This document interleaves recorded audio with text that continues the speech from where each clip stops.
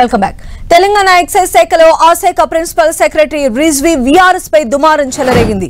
ఆయన voluntary retirement ను ఆమోదించవద్దని ఏకంగా ఎక్సైజ్ మినిస్టరే సీఎస్ ను కోరారు. దీంతో అసలు రిజ్వీ ఏం చేశారన్న దానిపై ఉత్కంఠ నెలకొంది. ఎక్సైజ్ శాఖ ప్రిన్సిపల్ సెక్రటరీ రిజ్వీ ఈ మధ్య వాలంటరీ రిటైర్మెంట్ తీసుకుంటున్నట్టు సీఎస్ కు రిజైన్ లేఖనిచ్చారు. అయితే ఈ రిజైన్ కు బలమైన కారణాలు ఉన్నట్లు తేలింది. ఏకంగా ఎక్సైజ్ శాఖ మంత్రి జూపల్లి కృష్ణారావు రిజ్వీ రిజైన్ ను ఆమోదించవద్దని సీఎస్ ను కోరారు. హై సెక్యూరిటీ హాలోగ్రామ్ టెండర్లలో రిజ్వీ అక్రమాలకు పాల్పడినట్లు సీఎస్ కు లేఖ రాశారు మంత్రి జూపల్లి. ఈ నెల 11నే జూపల్లి సీఎస్ కు లేఖను రాశారు. అందులో అనేక కీలక అంశాలను సీఎస్ దృష్టికి తీసుకువెళ్లారు. హై సెక్యూరిటీ హాలోగ్రామ్ టెండర్లలో భారీగా అక్రమాలు జరిగాయని, దీనికి రిజ్వీయే కారణమని జూపల్లి లేఖలో ఆరోపించారు.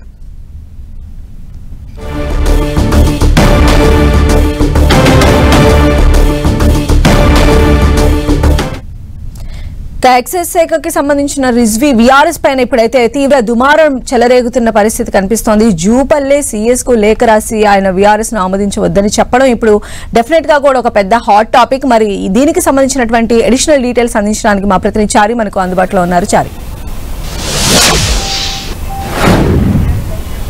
సంధ్య, తెలంగాణలో ఇప్పుడు ప్రిన్సిపల్ సెక్రటరీ రిజ్వీ వ్యవహారం ఒక కలకలాన్ని రేపుతోంది. ఆయన వీఆర్ఎస్ తీసుకోవడం ఏంటి అంటూ కూడా ఒకవైపు ప్రశ్నలు వినవస్తున్నాయి. అయితే ఎక్సైజ్ శాఖలో అనేక అక్రమాలు, అవినీతి, భారీ స్కామ్ జరిగినట్టుగా ఇప్పటికైతే ప్రాథమికంగా ఆ శాఖకు సంబంధించిన మంత్రి జూపల్లి కృష్ణారావు ఫిర్యాదు చేయడంతో ఇక దీనిపైన విచారణ కొనసాగుతోంది. అయితే మొదట రిజ్వీ ఎక్సైజ్ శాఖ ప్రిన్సిపల్ సెక్రటరీగా పనిచేస్తున్న క్రమంలో అనేక అంశాల విషయంలో మంత్రి సూచించినప్పటికీ ఆయన నిర్లక్ష్యం చేశాడనే ఆరోపణలు ఉన్నాయి. అయితే ఈ క్రమంలోనే తాజాగా మంత్రి ఈ నెల 11వ తేదీన ఇటు ప్రభుత్వానికి అంటే చీఫ్ సెక్రటరీ రామకృష్ణారావుకు ఒక లేఖ రాశారు. లేఖలో అనేక అంశాలను పొందుపరిచారు. ఎక్సైజ్ శాఖలో చాలా అవినీతి, అక్రమాలు జరిగాయి, స్కామ్ జరిగిందంటూ కూడా మంత్రి తన లేఖలో పేర్కొన్నాడు. ఒక ప్రిన్సిపల్ సెక్రటరీ మీద మంత్రి ఫిర్యాదు చేయడం గతంలో అనేక సందర్భాల్లో ఉన్నాయి. కానీ ఒక అవినీతి, స్కామ్కి సంబంధించిన అంశాలను ఫిర్యాదు చేయడం ఇప్పుడు హాట్ టాపిక్గా మారింది. ఇటు సచివాలయంలో, మంత్రివర్గంలో, అదేవిధంగా ప్రజాప్రతినిధుల్లో, ఇటు బ్యూరోక్రాట్స్లో, ఇటు ఉద్యోగుల్లో, అన్ని వర్గాల్లో ఈ అంశం ఇప్పుడు చర్చనీయాంశం జరుగుతుంది. మొత్తానికి ప్రధానంగా ఒకే కంపెనీకి 11 ఏళ్లుగా ఒకే కంపెనీకి హై సెక్యూరిటీ హోలోగ్రాఫిక్ లేబుల్స్ కాంట్రాక్ట్ను ఇస్తున్నారు.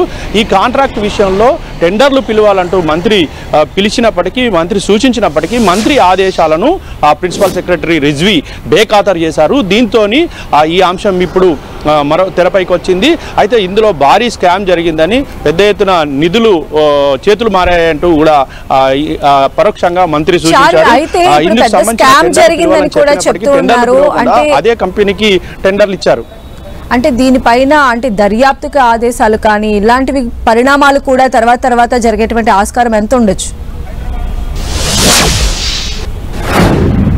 ఖచ్చితంగా ఇప్పటికే ఒకవైపు ఈ విషయం పైన మంత్రి ఈ నెల 11న ఇటు ప్రభుత్వానికి అంటే సిఎస్ రామకృష్ణారావుకు ఫిర్యాదు చేస్తే దానిపైన విచారణ అంతర్గతంగా కొనసాగుతుంది. ఈ విచారణ కొనసాగుతున్న క్రమంలోనే ఇక వీఆర్ఎస్కు ఆయన లేఖ రాశారు, ప్రభుత్వానికి అర్జీ పెట్టుకున్నారు.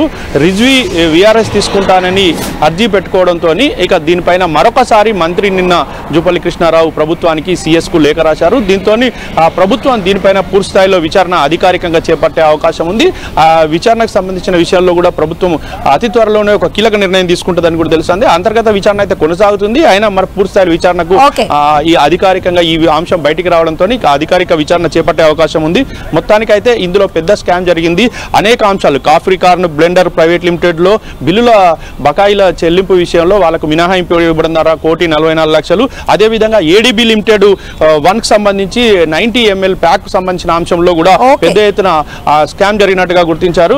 జూన్ 2023-25 వరకే 1,815 కోట్ల రూపాయల నష్టం ప్రభుత్వానికి జరిగినట్టు తెలుస్తుంది. సంధ్య. రైట్ చారి.